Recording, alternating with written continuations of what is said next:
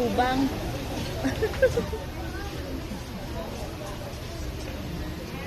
Bakit natakot yun, no? Sabi niya, ito, pinakalaman ko itong ano niya.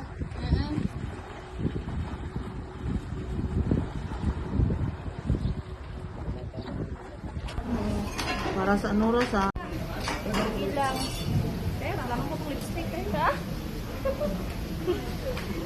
Yung pangalan. Anak kasi, sa anniversary namin, no?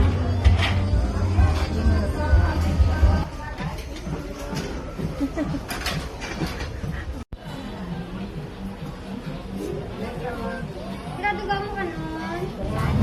Mm-mm.